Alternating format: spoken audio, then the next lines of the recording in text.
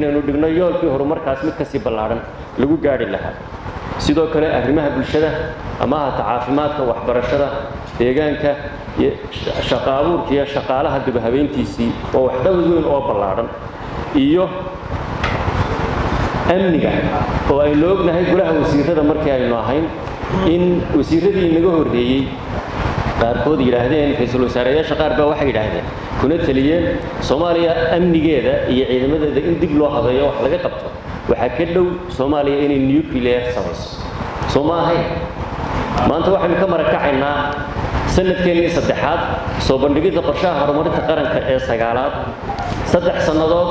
iyo 3,000 oo wax qabad hase yeeshee mudane madaxweyne ummadda Soomaaliyeed dhegtaa guuxaysa xildhibaanada iyo siyaasiyiinta halkan jooga waxay leeyihiin sanadka 2020 iyo shacweynaha Soomaaliyeed ee kale iyo golaha shacabkuba muxuu la waabariisan doonaa sanadka 2020 waxa la sugayaa mihir gelin karnaa haddii qorshihii horumarinta qaranka aynu dhamaystirnay haddii dib u habeyntii ciidamada wax weyn aan ka qabanay haddii arrimihii bulshada wax weyn aan ka qabanay oo aan ognahay iskuuladii dawladdu inay gacanta ku hayso manhajkii dhawaan la bandhigay cusbitaallo maanta aynu inagu maamulnaa jiraan oo la soo noqonnay xuquuqul insaanka iyo konfenshannada ama heshiisyada looga baahnaayo waaweyn meel badan ka gaadhnay 57 sharci iyo siyaasadood ay xukuumadda ka meel mareen madaxweynuhu shuruuc badan saxeexay haddana saxeexi doona qaar kale oo kale ummadda Soomaaliyeed waxa ay naga sugaysaa in aynu hirgelinno hal qof iyo hal cod doorasho ah talada iyo awoodda iyo karaamada ummadda Soomaaliyeed baa iskale waa inaynu talada shacweynaha Soomaaliyeed dib ugu celinaa madaxweynuhu waxa uu diyaar u yahay ra'iisul wasaaruhu u yahay ummadda Soomaaliyeed taladeeda inay qaadato iyagu cidii ay rabaan ay doorato haddii aynu tartamayno oo ay dib noo dooranayaan oo 5 sanadood oo dambe halkii aan gaarsiinay meel ka sii fog aynu gaarsiinayno ummadda Soomaaliyeed ay u taala haddii cid kale ay dooranayaan ummadda Soomaaliyeed ay u taala laakiin inaga maxaa la inaga rabaa amniga wax weyn haddaan ka qabanno suurta gelinay maya nuclear inaanu sameeyno waxa ka dhow inaanu dib u habeeyno amniga haddaanu suurta gelinay arrimihii bulshada wax baan ka qaban karnaa haddaanu suurta gelinay dhaqaalihii dib baanu u habeynay oo system iyo nidaam dunidu ku soo hirato oo ay nagu soo dhowdahay deen cafiskii dhawaan Mareykanku ay ogeydeen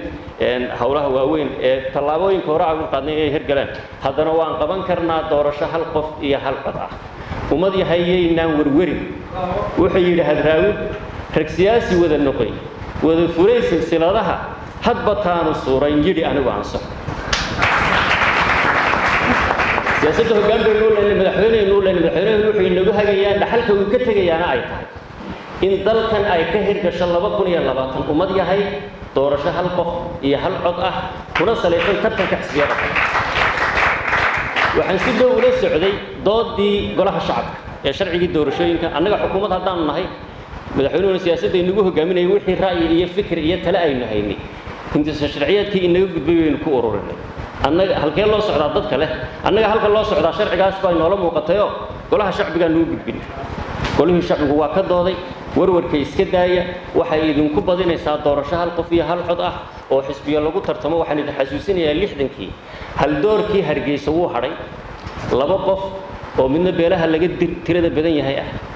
midna dadka deegaan ahaan aan ka soo jeedin Hargeysa ayaa ka soo baxay beelaha yaryar waxa ay ugu badanaysaa hal qof iyo hal waa arki doontaan haddii aan dareen ka qabno dhugo weliga wax badan baan saxayaa maanta nin baan sheekaysano warbahalkan maxaa ugu waxaysan baan ku